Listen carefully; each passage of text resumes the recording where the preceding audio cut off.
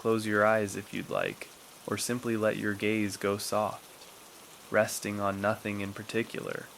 Let your body settle wherever you are. Let your shoulders drop. Let your hands rest open and still. There's nothing you need to do right now, nothing to hold on to. For the next little while, you are simply here, listening and resting. Tonight we are going to a mountain in Japan, not a famous mountain, not the kind that appears on paintings and postcards and the sides of fans, but a particular mountain, a range of mountains, on the border between what is now Kanagawa and Shizuoka prefectures, where the land rises steeply from the Kanto Plain into the old volcanic peaks of the Hakone region. These mountains are called Ashigara. They are old mountains, covered in cedar and oak and maple, crossed by the ancient road that travelers walked for centuries between the eastern provinces and the capital in Kyoto, and they have the quality of mountains that have been lived among for a very long time, a settled presence, a density of accumulated history that you can feel in the silence between the trees. In these mountains, a long time ago, a boy grew up. His name was Kintaro. Kin, gold, Taro, first son, the golden boy. He was large for his age, large from the beginning, in the way of children who arrive in the world with more physical energy than the usual amount, who grow quickly and move through the world with a particular ease of body that comes from having been given more body to work with. He carried a Masakari, the broad-bladed axe of the woodcutters and the mountain workers, on his shoulder. He wore a red bib in the style of small children, the bright red that Japanese parents dressed their young children in, the color of health and energy, and the warding off of bad luck. He rode a bear, not reluctantly, not as someone who has been placed on the back of a large animal against their will, but as someone for whom riding a bear was simply the most convenient way of getting around the mountain. Kintaro is a boy of May. In Japan, the 5th day of the 5th month, Children's Day, once called Boys' Day, is the day that Kintaro's image appears throughout the country, on the helmets and armor of the decorative warrior dolls displayed in households with young sons, on the koinobori, the carp-shaped streamers that fly from poles above houses and bridges and parks in the warm wind of early May. The koinobori, the carp streamers, are one of the most distinctive visual traditions of Japanese spring. Large carp shapes, made of cloth or paper, strung on poles and caught by the wind, so that they fill and swim in the moving air in the particular way of something that is part fish, part flag, part the memory of a principle. The carp that swims upstream, that works against the current, that does not take the easy path but pushes upward with the quality of a creature that has decided where it is going and intends to get there. This is the virtue that Boys' Day celebrates, not just physical strength, not just the warrior's courage, but the quality of persistence, of working against resistance, of growing up into difficulty and not being defeated by it. Kintaro is the embodiment of this quality. He grew up on a mountain without a father, with only his mother and the forest for company. He became strong, not despite these circumstances, but through them, shaped by the particular demands of the particular life he was given. The dolls displayed on Children's Day, the warrior figures in their lacquered armor, the helmet with its decorative crest, often include Kintaro. He appears in his characteristic form, red, round-faced, exuberant, the axe over his shoulder, the energy visible in every line of him. And he appears as a wish as much as a representation. The wish that the child who will grow up in this house will grow up with this quality, with the strength and the openness and the ease in the world that Kintaro had, and will find, as Kintaro found, that these qualities open doors that no amount of cleverness or caution can open in quite the same way.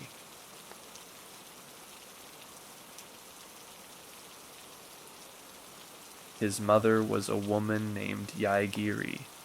She had come to the mountain the way that people sometimes come to remote places, not because the mountain was her destination, but because circumstances had made it the place where she needed to be.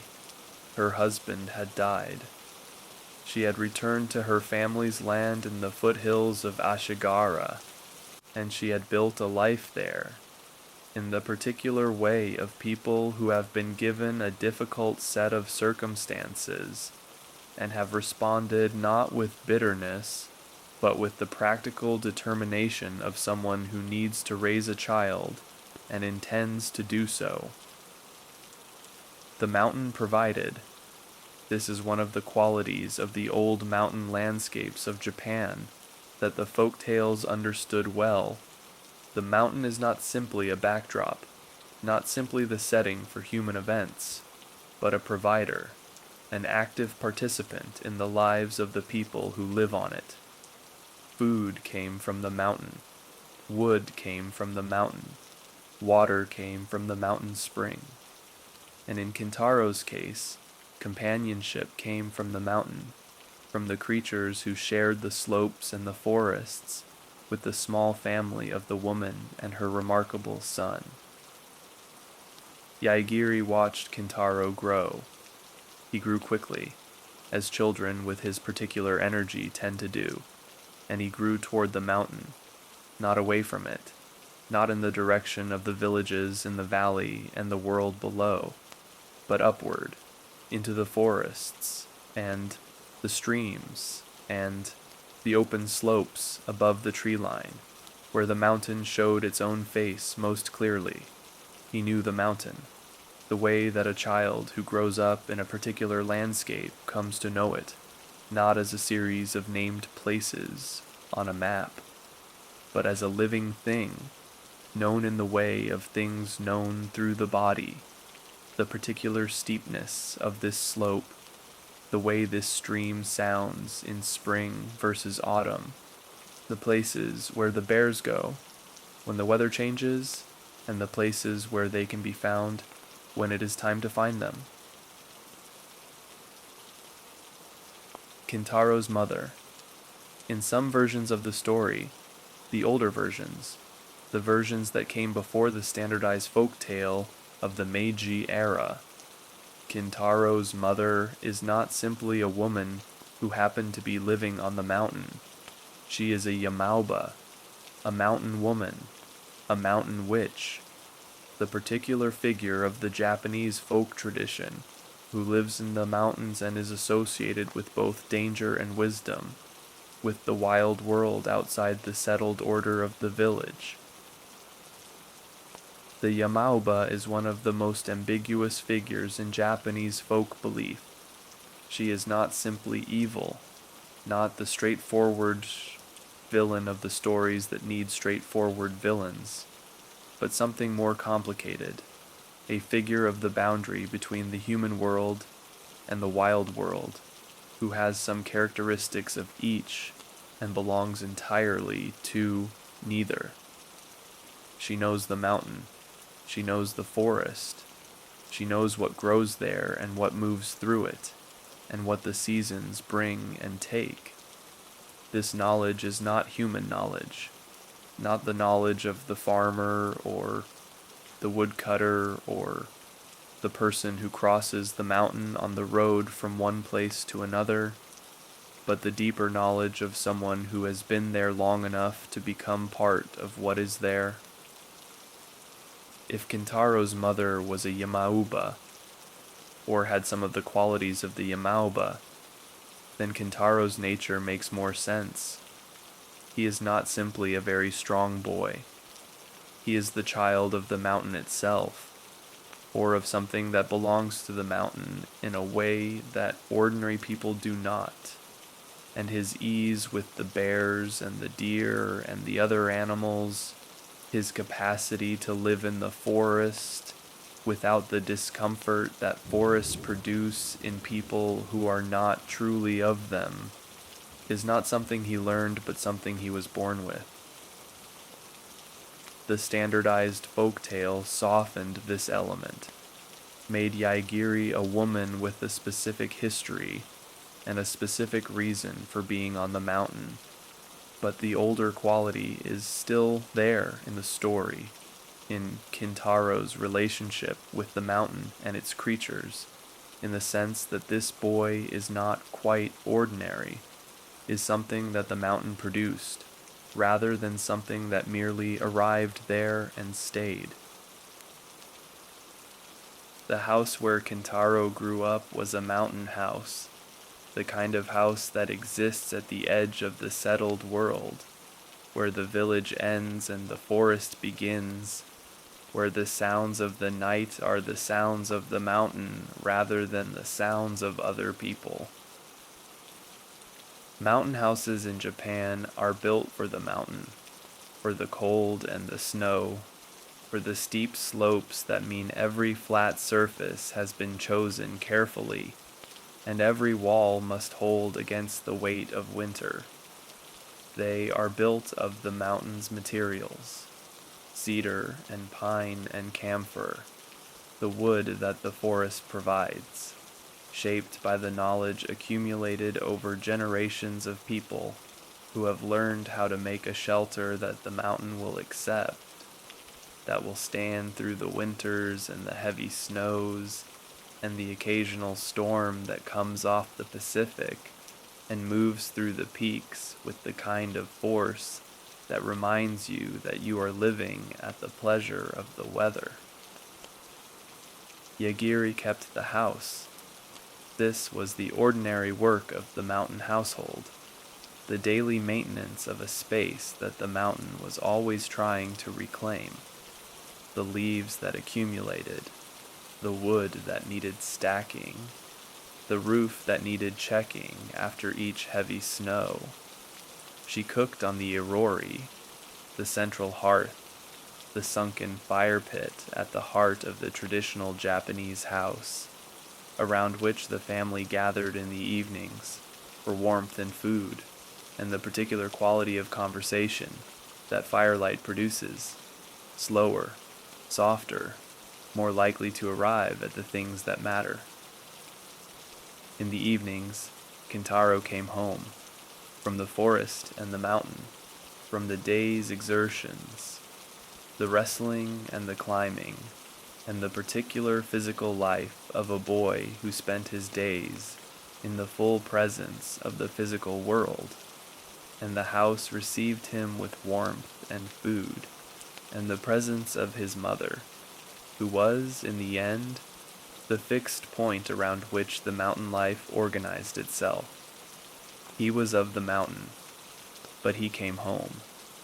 This is the distinction that the story quietly maintains between belonging to the wild and belonging to the people who love you, and Kintaro belonged to both, which is perhaps the most that any person can hope for, to be fully in the world and fully at home.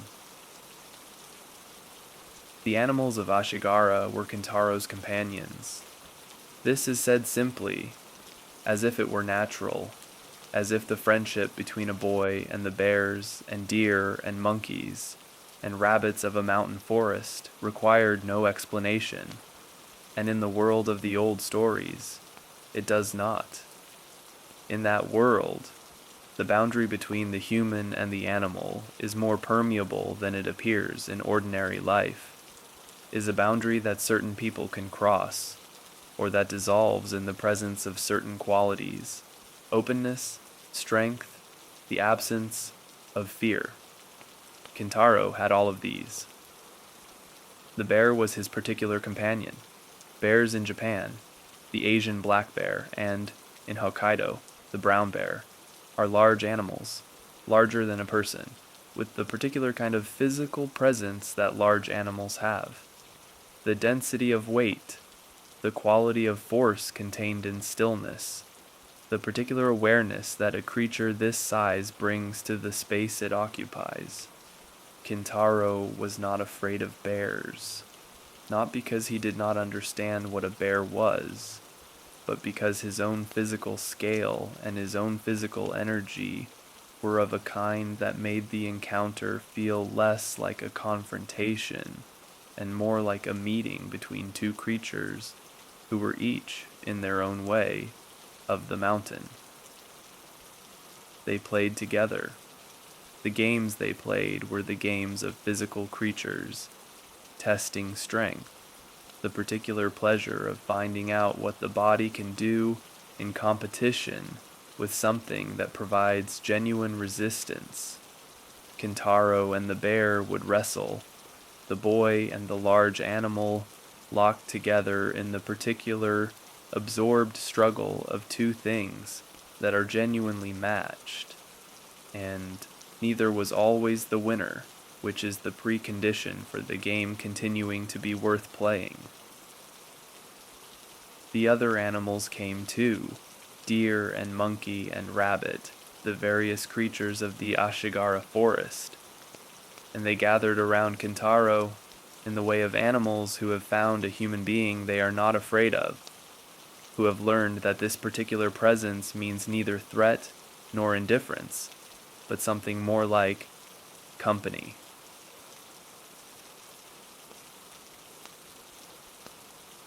The forest in summer. The cedar forests of the Japanese mountains in summer have a particular quality, a quality of fullness, of the world having arrived at its maximum expression of green and growing and the accumulation of life. The cedars themselves, sugi, the Japanese cedar that is the most planted and the most present of Japan's forest trees, are tall, dark, densely spaced, their trunks rising straight for many meters before branching, the canopy they form so complete that the light below is always the filtered light of something that has passed through many layers. In this light, the forest floor is a particular place, moss-covered, cool, the sound of water from the many small streams that run through the mountains always present somewhere nearby. Kintaro lived in this light, the summers of his childhood, the years before the samurai appeared, were summers in the forest, the particular quality of forest mornings, when the light first comes through and the temperature has not yet built, and everything has the freshness of something that rested well through the night and is beginning again. He would go out early, before his mother was fully awake, with the axe over his shoulder and the mountain ahead of him, the bear somewhere nearby, the day beginning in the particular way of days that have no fixed shape, that are available to whatever presents itself. The sounds of the summer forest, the cicadas, the sound that is summer in Japan more than any other, the sustained, all-surrounding note of the higurashi and the kumazemi, filling the air with a sound that is both very loud and completely natural, that you hear constantly and stop noticing, and then, when it stops, notice its absence immediately.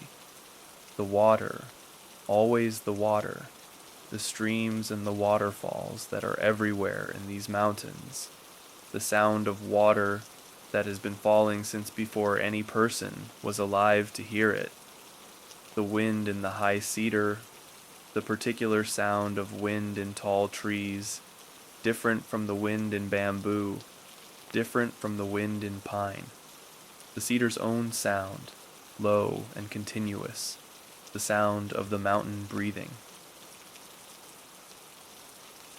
Sumo. The wrestling that Kintaro practices with his bear, and with the other animals, and with any traveler who happened to pass and was willing to test themselves against a child who was stronger than anyone expected, is not simply wrestling, it is sumo. Sumo is Japan's oldest sport.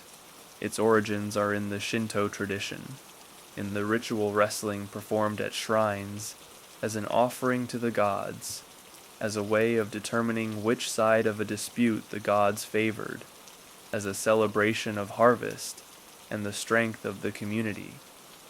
The oldest recorded sumo match in Japanese history appears in the Nihon Shoki, the Chronicles of Japan, compiled in 720 CE, though the practice is likely older than any written record. The rules of sumo are simple and ancient. Two wrestlers face each other in the round ring, the dohyo, a circle of clay bounded by a rope of rice straw, and the match is decided by the first wrestler to touch the ground outside the ring with any part of the body other than the soles of the feet. No striking, no choking, just two bodies in contact, each trying to move the other out of the circle. The simplicity of this is part of what gives sumo its particular gravity, the sense that what is being tested here is not technique alone, but something more fundamental, the physical reality of one person against another, without the additional variables of weapons or strategies that most conflict involves. Kintaro sumos with the bear. The bear is not a trained sumo partner. The bear is simply a bear, large, strong, with its own center of gravity and its own way of applying force. To wrestle a bear and sometimes win is to have tested yourself against something that is not agreed to follow human rules, that brings its own body and its own considerable strength to the encounter, and to have found that you are, in fact, strong enough.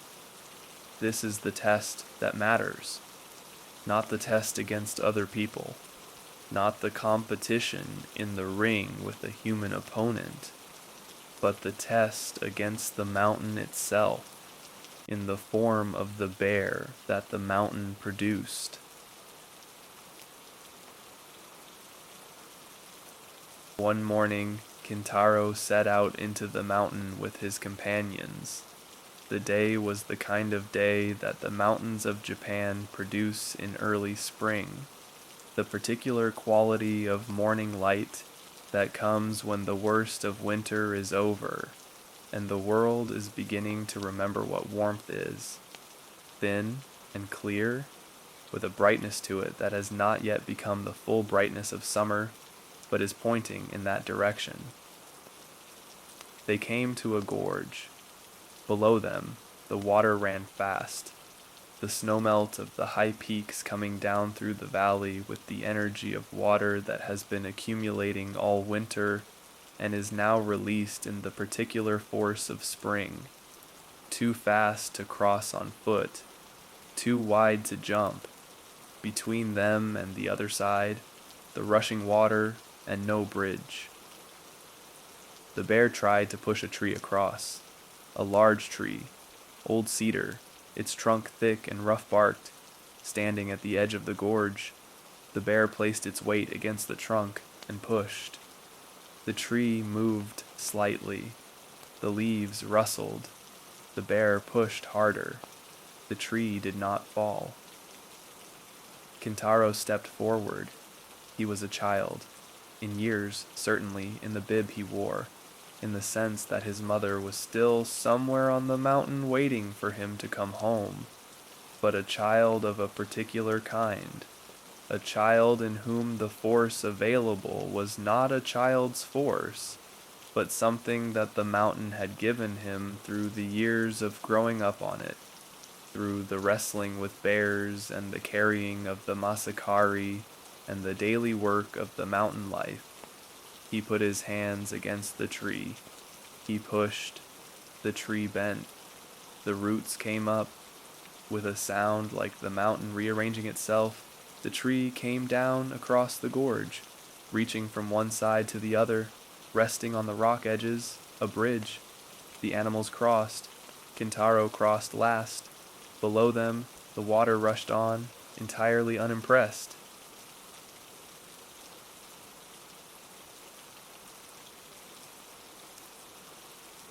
The mountain moves through seasons. This is obvious. All mountains move through seasons.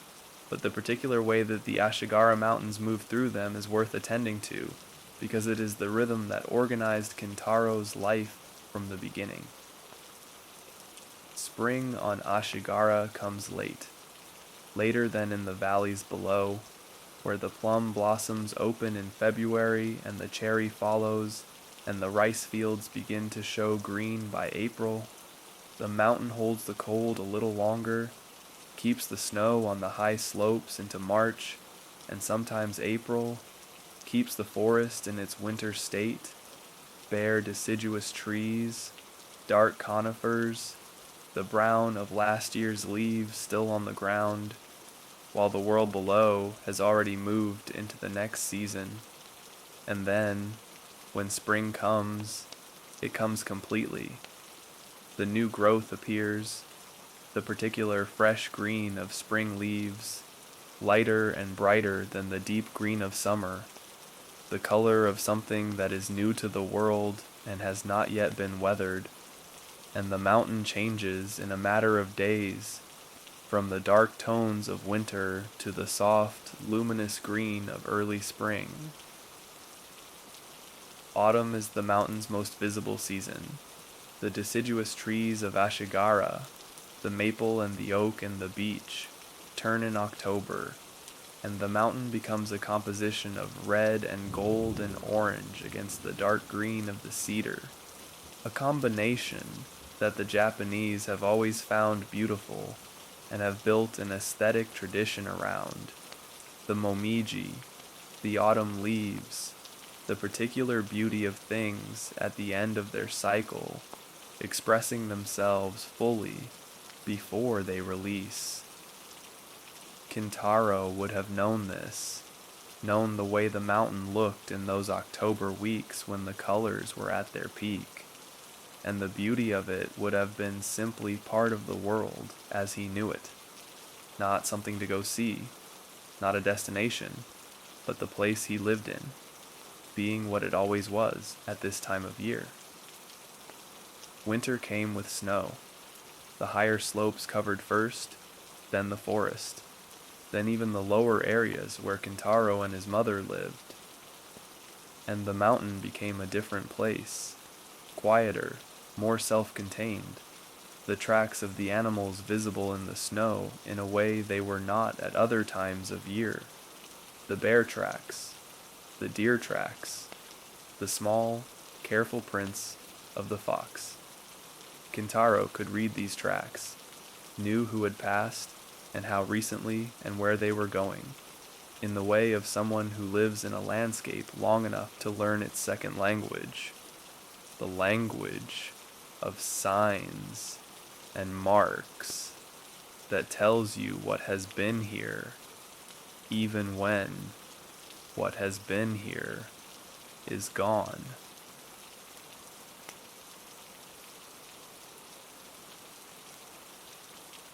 Water comes off the mountain.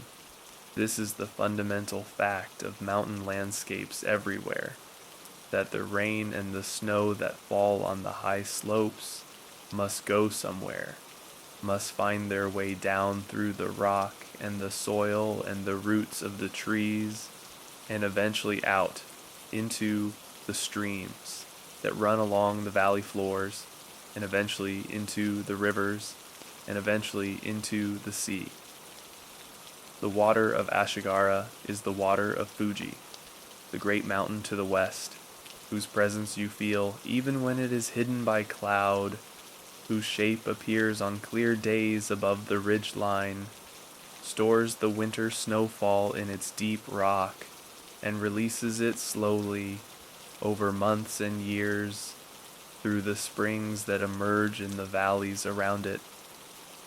The water of the springs near Ashigara is the water that fell as snow on Fuji's slopes, perhaps decades earlier, stored in the cold dark of the volcanic rock and released now, cold and clear, into the forest streams that Kintaro knew as a child.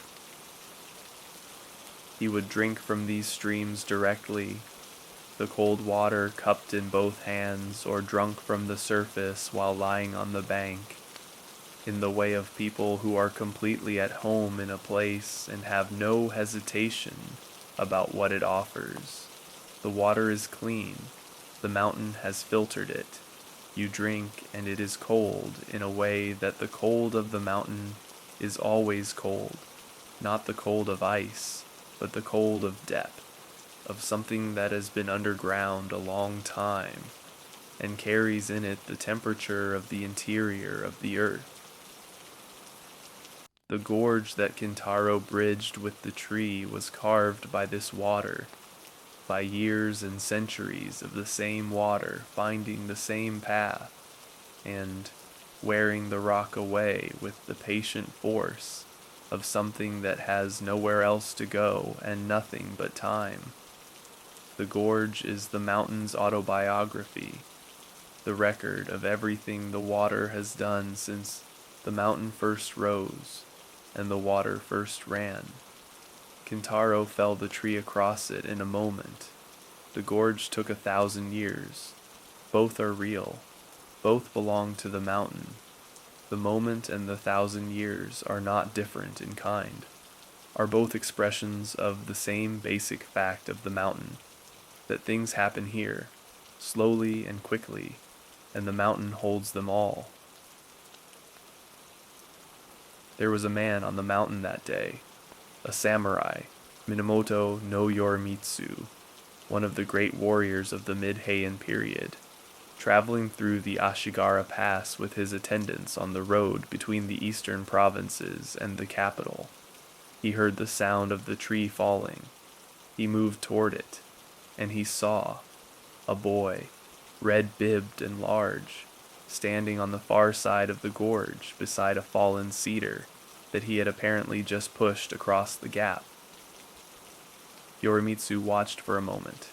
He was a man who knew strength, who had spent his life in its company and its service, and he understood immediately that what he was looking at was unusual, not just strong, not just the brute force of a large, healthy child, but strength with a quality to it, the kind of strength that comes from a life spent in genuine engagement with the physical world, that has been tested and confirmed in the particular way of things tested by reality rather than by performance.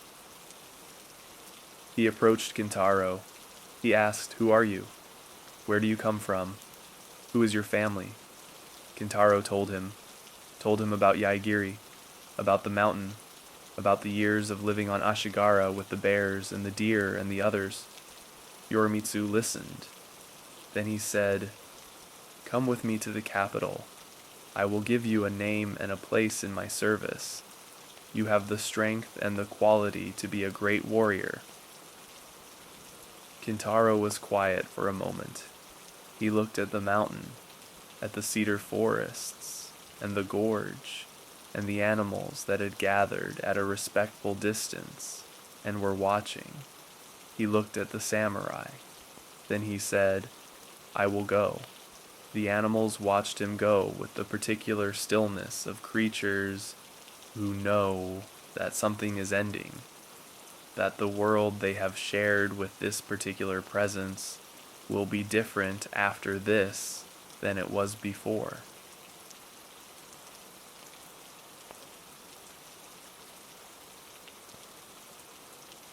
Minamoto no Yorimitsu, known also as Raiko, was one of the great samurai of the mid-Heian period, the period in Japanese history between approximately 794 and 1185, when the imperial court in Kyoto was the center of cultural and political life, and the warrior class was beginning to accumulate the power and the identity that would make it the dominant force in Japan for the following 7 centuries.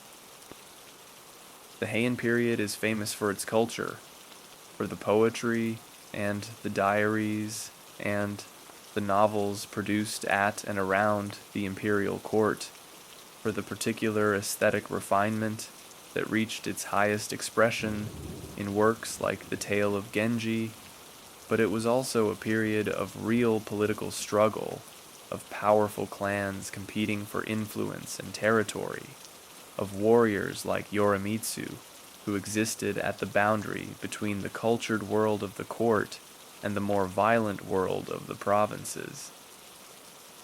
Yorimitsu is famous in part for the stories of the supernatural encounters of his band of warriors, stories involving demons and monsters, and the various strange creatures that the Japanese imagination populated the wild places with. His four most celebrated warriors, the Shitenno, the four heavenly kings, were famous for their encounters with the Oni of O Mountain, the great demon Shuten Doji, who terrorized the capital and was defeated by Yorimitsu's band through a combination of strength and cunning, and the particular courage of people who go toward, rather than away from what frightens them. Kintaro, who became Sakata Kintoki, one of the four, was the strongest of these warriors, not the cleverest, not the most strategically minded, but the one in whom strength was most completely realized, the one who, when force was required, provided it in its clearest form. He carried with him into the warrior world something of Ashigara, the directness of the mountain, the simplicity of a life in which problems were physical and solutions were physical, and the question of what to do was answered by doing it. The evening before he left, Kintaro sat with his mother at the edge of the house, on the step that looked out over the slope below, where the forest began and the mountain descended into the valley. The light was the light of late afternoon, the particular golden light of a clear day moving toward its end, the light that makes everything it touches look more itself than it usually does, that picks out the texture of the cedar bark and the color of the moss, and the particular silver gray of old weathered wood with a precision that the harsher light of midday does not have. Yaigiri did not try to dissuade him.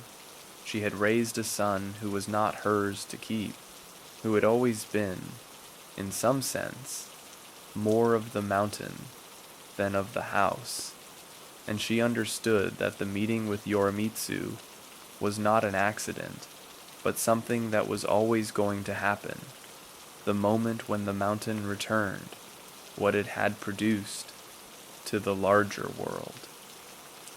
She made him food for the journey, not the elaborate preparation of someone who is trying to delay the leaving by extending the preparations, but the practical provision of a mother who wants her child to travel well, rice, dried fish, the things that keep and sustain on a long walk to the capital. The bear was somewhere nearby, audible perhaps, in the forest below, the particular sound of a large animal moving through undergrowth, but not visible, as if it already knew something was ending and had made its decision about how to receive that knowledge. Quietly, in the forest, at a distance.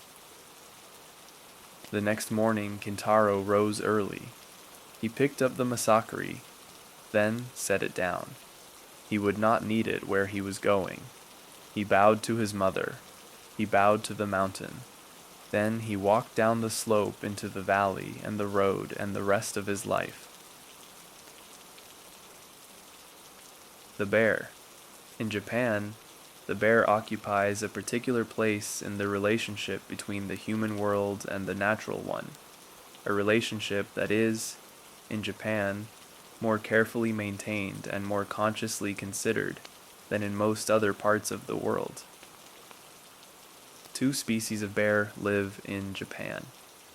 The Asian black bear, called Tsuki no Waguma, the moon ring bear, named for the pale crescent shape on its chest, lives throughout the forests of Honshu, Shikoku, and Kyushu, in the mountains and the hills, in the old forests that cover the steep slopes of the interior. It is a medium-sized bear, smaller than the grizzly, smaller than the brown bear of Hokkaido, but large enough to be a genuine presence in the forest, to be something that the people who live in mountain communities are aware of and respectful of, in the particular way of people who share territory with something larger and more powerful than themselves. The brown bear of Hokkaido, the higuma, is a different creature, larger, more powerful, with the particular intensity of a bear that has evolved in a landscape with more salmon and more space than the forested mountains of the main island. In Ainu culture, the indigenous culture of Hokkaido, the bear is not simply an animal, but a deity, a kamui, a spiritual being that visits the human world in the form of a bear and must be received with the appropriate ceremony and returned to the spirit world with appropriate gratitude. Kintaro's bear is neither of these exactly, is the bear of the folk tale, which carries in it elements of the actual bear and elements of the symbolic bear, the bear that represents the wild, physical, unhuman quality of the mountain itself. To ride a bear, to be at ease with a bear, to wrestle with a bear and sometimes win, is to have made peace with the mountain on its own terms, to have become something that belongs here in a way that the ordinary human does not. This is what Kintaro is, a creature of the mountain in human form, belonging here as completely as the cedar trees and the spring water and the bears themselves.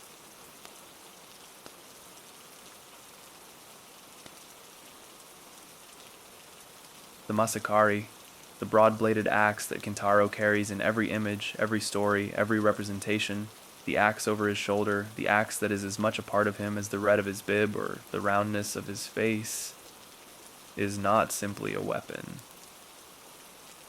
The Masakari is a woodcutter's tool, not the small axe of the household, not the hatchet for splitting kindling, but the large axe of the mountain worker, the person who cuts timber in the forests of the high slopes, who brings down the trees that build the houses and fuel the fires of the people in the valleys below.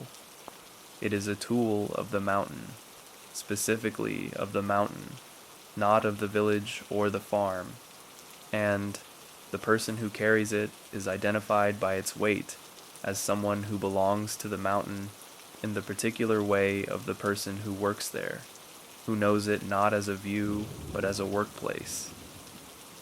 Kintaro carries the Masakari not as a weapon of war, but as the tool of his life, the tool he uses to do what needs to be done in the place where he lives. He is not a warrior yet. The warrior comes later, when Yorimitsu names him and takes him to the capital, and the life of the mountain becomes the life of the court and the battlefield. But in the years on Ashigara, in the years that the story most lingers over, the years of the bear and the deer and the summer forests and the spring snowmelt, the Masakari is just what he carries because it is useful and because the mountain requires it. There is something appealing about this. The great warrior begins not with a sword, not with the elegant refined weapon of the samurai tradition, but with the workman's axe. He begins with work, with the practical demands of the practical life, and the strength that the axe cultivated, the years of its weight on his shoulder, The work of the forest is the same strength that served him later in the capital when the work was different, but the need for strength was the same.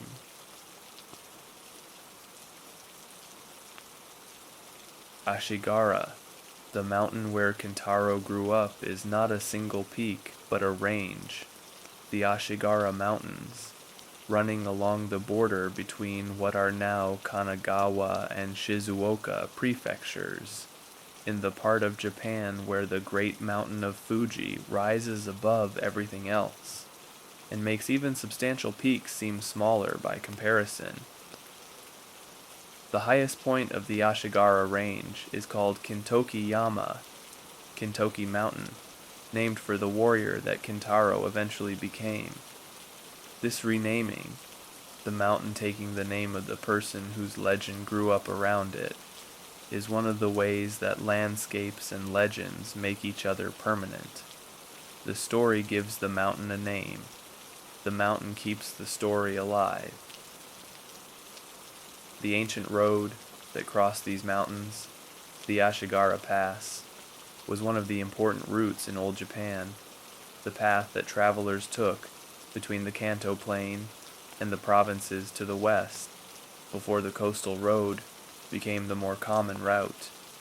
Minamoto no Yorimitsu was traveling this road when he encountered Kintaro, was crossing the pass on his way between the warrior country of the east and the cultural capital of Kyoto, and the encounter happened at the particular place where the road was steepest, where the mountain made itself felt most, where the traveler was most completely in the mountain's world rather than the road's. The mountain today is a hiking destination. The slopes of Kintokiyama are walked by thousands of people every year, people who come from Tokyo and Yokohama for the trails and the views and the particular quality of being above the city for a few hours. On clear days, Fuji is visible from the summit, close and enormous, the cone so perfect it seems almost not to be a real mountain, but a representation of one. Below, the Kanto Plain stretches all the way to the horizon, and somewhere in the middle distance is the city that Kintaro eventually went to, following the samurai and leaving the bear to watch from the edge of the forest.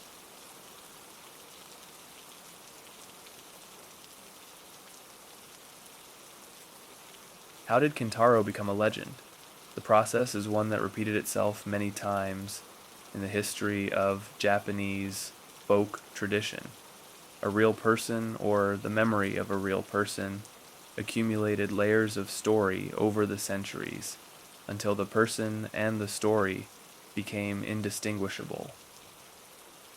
The historical figure at the center of the Kintaro legend is Sakata Kintoki, a warrior in the service of Minamoto no Yorimitsu in the late 10th century. Whether this warrior actually grew up on a mountain and wrestled bears is not something the historical record confirms.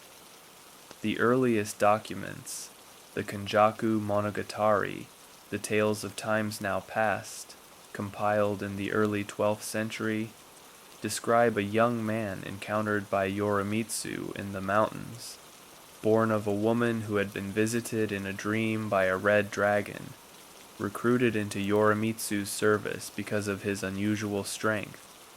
The bear wrestling, the red bib, the Masakari, the animal companions, these details accumulated later in the folk tellings, in the Jiruri puppet theater, and the kabuki plays of the Edo period, as the story was told and retold, and each telling added what the listeners found most vivid. By the time the story reached its current form, the form that Meiji-era school books and 20th century picture books passed on to every generation of Japanese children, it had become what all enduring legends become, more true than the facts, not factually accurate. not the verified record of what actually happened on the slopes of Ashigara in the 10th century, but true in the deeper sense, true to what people believe is possible, what they value, what kind of childhood they would wish for a future warrior. Strength from nature, friendship with animals, a mother who raised a son alone and did it well, a meeting with a great man at the right moment. These things feel true, feel like the shape that a meaningful life should have. Whether or not they happened exactly this way, for exactly this person, in exactly this place.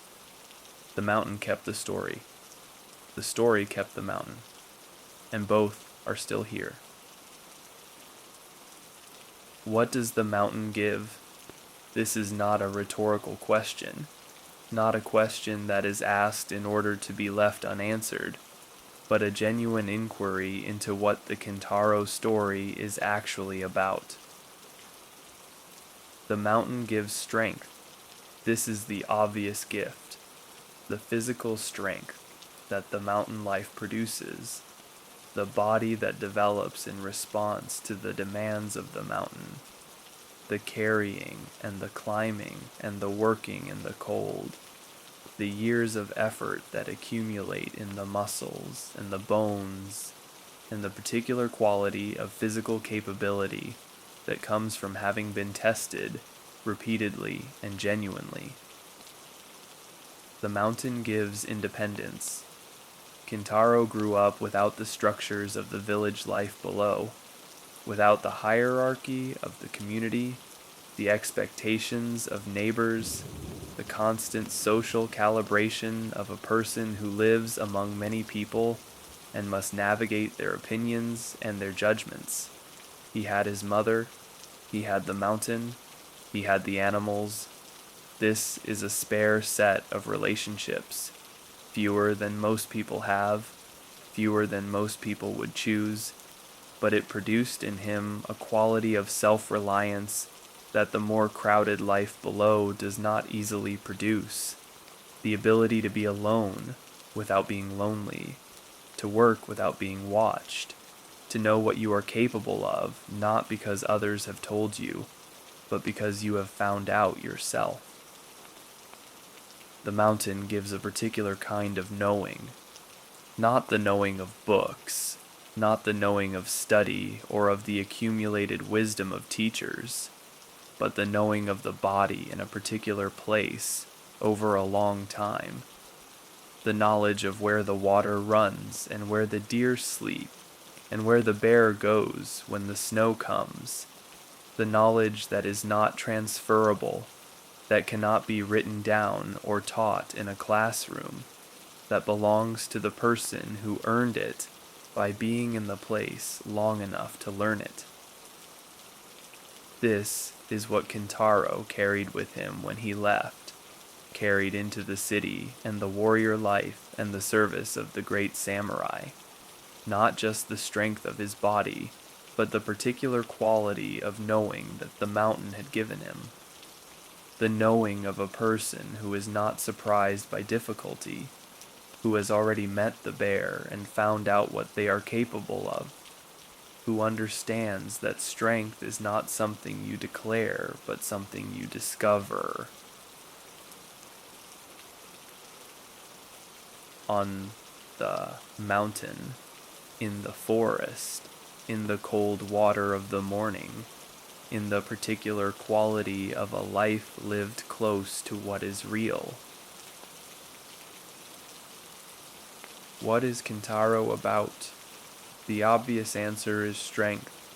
The story is about a strong boy who becomes a strong warrior, and this is not wrong, but the kind of strength the story celebrates is not simply the strength of the fighter, not the strength that imposes itself on others, but a particular kind of strength, strength that is at ease with itself.